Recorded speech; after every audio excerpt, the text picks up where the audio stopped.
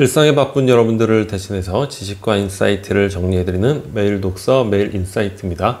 오늘은 세컨드 브레인, 이 책에 대해서 한번 살펴보도록 하겠습니다. 이 책은 우리 얼마 전에 다뤘던 거인의 노트, 그 책과 매우 흡사한 책이에요. 핵심 컨셉이 동일한데 우리가 성공하고 성장하고자 할 때 우리에게 주어진 뇌, 이런 걸로 모든 걸 해결하려고 하지 말고 일종의 우리가 하드면 메모, 노트라는 외장 하드를 만들으라는 거예요. 그리고 그 만드는 방법, 그걸로 인해서 얻는 효과들, 우리가 간과하고 있는 부분이 굉장히 많다는 거죠. 우리가 성장을 추구할 때, 그러니까 다른 어떤 탐구, 변화, 여러 가지가 있겠지만 그 중에서 가장 중요한 행위가 되지 않을까, 그런 생각을 해보게 됩니다. 왜 그러한지, 그리고 어떻게 노트, 메모 이런 것들을 잘 관리할 수 있는지 간단하게 몇 가지만 살펴보도록 하겠습니다.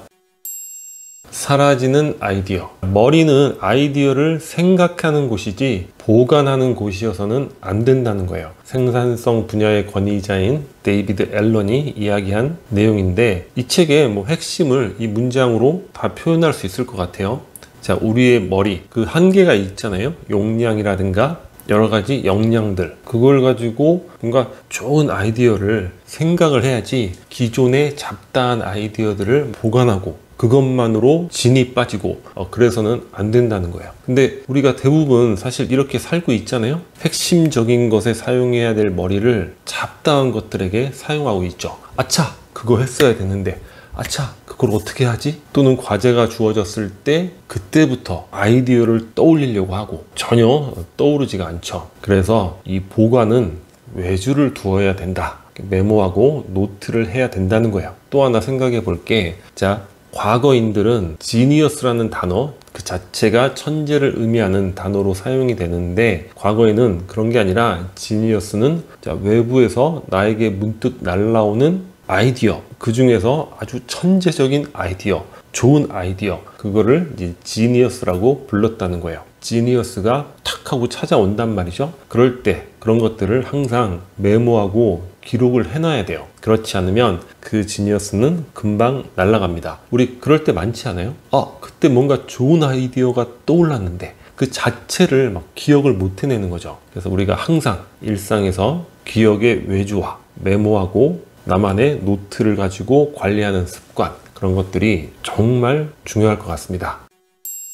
주의 필터를 좁혀라. 이 내용은 정리하는 뇌라는 그 책 살펴볼 때 그 안에서 다뤘던 내용인데, 조금 전에 말씀드린 것과 또 일맥상통하는 내용이라서 간단하게 한번 언급을 드려보겠습니다. 자, 우리 뇌에는 주의 필터라는 게 있다는 거예요. 그러니까 무의식에서 주의 필터를 통해서 의식에게 필요한 정보만 보낸다는 거예요. 예를 들어서 다람쥐의 뇌다. 그러면은 무의식에서 다 하다가 주의 필터를 통해서 천적에 대한 정보만 의식으로 보낸다는 거예요. 그만큼 의식의 그 양이 한계가 있다는 거죠. 자, 우리가 운전을 할 때 어떻습니까?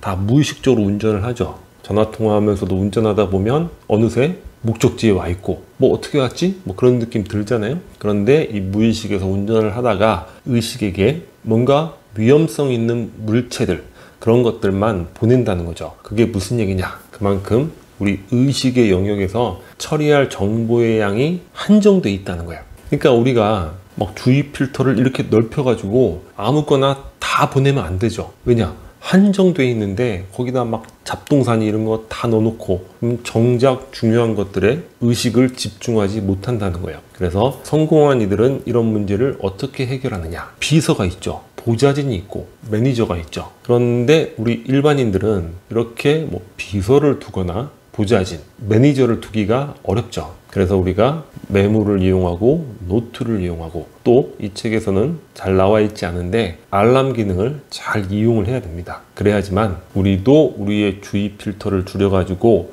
의식에서 처리할 수 있는 중요한 일들만 넘겨보낼 수 있다는 거예요.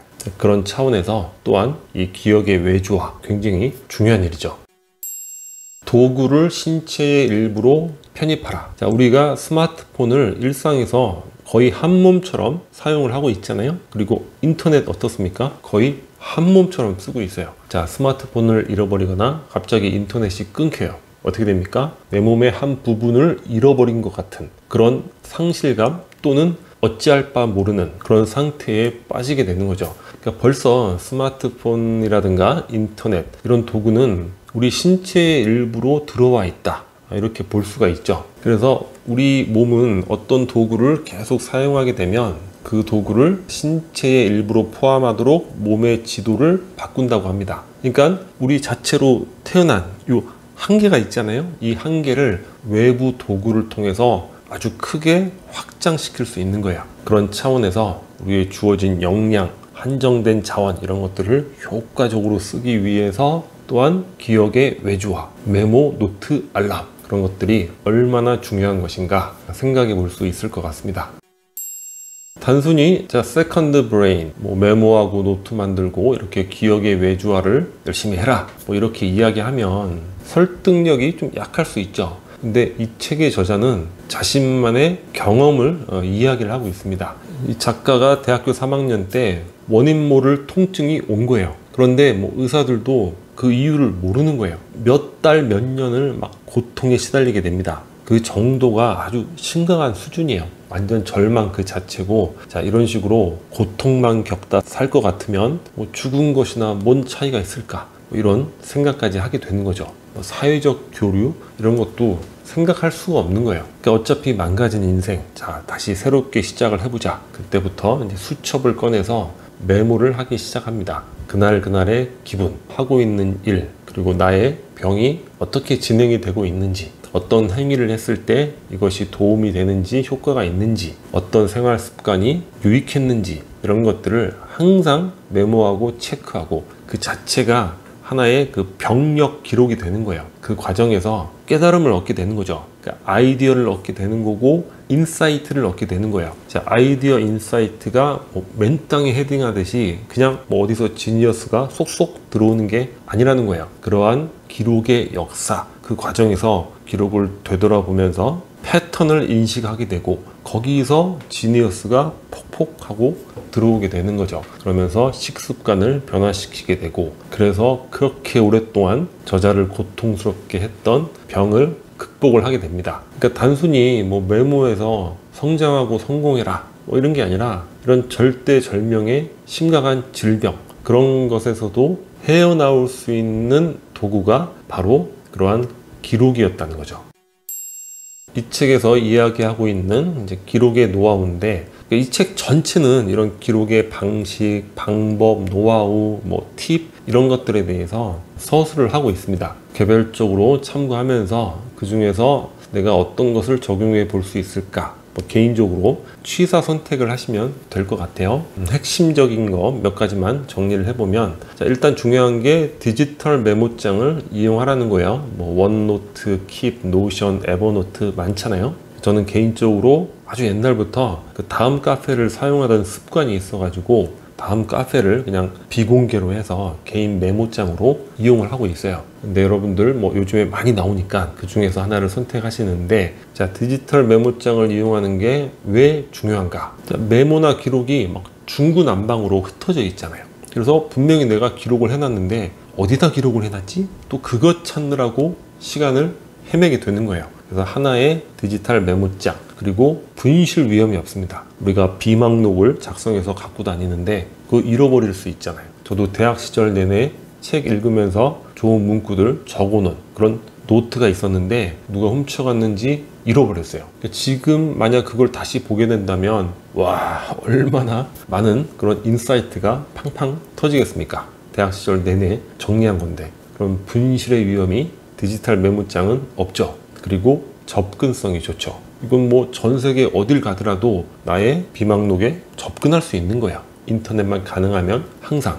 이런 이유 때문에 이제 메모 기록은 디지털 메모장을 이용해야 된다. 아주 중요한 내용인 것 같고, 또 중요한 것을 기억하는 4단계에 대해서 이야기를 하고 있는데, 자, 수집한 걸 다 저장한다. 이거는 저장하고 기록할 의미가 없죠. 그 방대한 양을 언제 다 기록합니까? 자, 수집하고 일단 정리를 하고 거기서 추출을 해야 돼요. 추출이라는 게 결국 표현인데, 자, 거인의 노트에서도 그렇게 이야기를 했잖아요. 몇 단어로 정리하라. 그러니까 어떤 내용을 봤을 때 저 같은 경우는 소제목을 달고, 그리고 한 문장, 이렇게 정리를 하고 있습니다.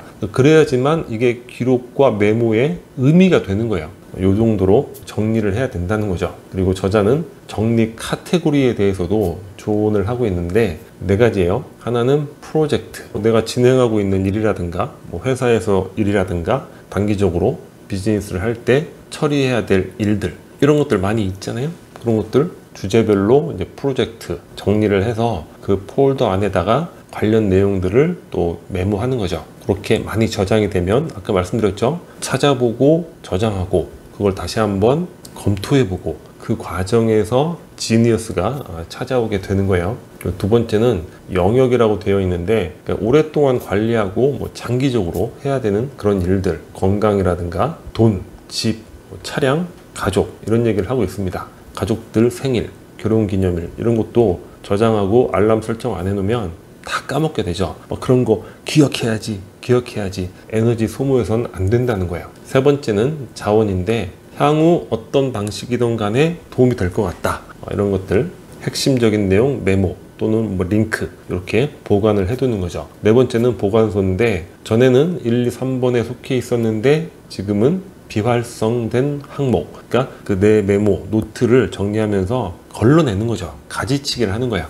그런 것들 완전히 삭제하기에는 좀 애매모호한 것들을 이제 보관소에 일단은 넣어두는 그런 거라고 보시면 되는데, 이 정리 카테고리는 개인마다 좀 많이 차이가 있을 것 같아요. 자기의 필요에 따라서 하시면 될 것 같고, 지금은 이미지 파일 이런 카테고리도 당연히 있어야 되겠죠. 찍었던 사진들 그냥 전화기에 놓으면 다 잃어버리게 되잖아요. 또 보관을 해야 되고, 동영상 같은 경우도 따로 폴더 보관을 하시면 도움이 될 것 같습니다. 마지막으로 이 문장을 소개해 드릴게요. 새로운 걸 창조하지 못한다고 해서 당신에게 문제가 있다는 뜻은 아니다. 당신이 감각을 잃어버리거나 창의력이 고갈되었다, 이런 의미가 아니라는 거예요. 여러분들이 새로운 걸 창조하지 못하는 이유는 바로 이 문장에 있습니다. 단지 재료가 충분하지 않을 뿐이다. 인간은 절대로 무에서 유를 만들어낼 수가 없습니다. 내가 어떤 기발한 아이디어를 생각해냈다 하더라도 그거는 그 전에 존재했던 것의 변형에 불과한 거예요. 또 그것들이 새롭게 창발이 된다 하더라도 기반, 바탕이 되는 그런 유가 있었던 거죠. 그러니까 여러분들이 요즘에는 내 창조성이 왜 발휘가 안 되는 거야, 이런 고민하지 마시고 여러분들이 끊임없이 보고 듣고 읽고 생각하고 정리하고 그 정리한 그런 기록들의 역사, 그걸 보면서 패턴을 인식하고 그 과정에서 여러분들의 창의력, 여러분들의 감각, 이런 것들이 나오게 되고 지니어스가 찾아오는 것이다. 이렇게 정리해 볼 수 있을 것 같습니다. 다른 어떤 성장의 방법보다도 가장 중요한 방법인 것 같아요. 우리가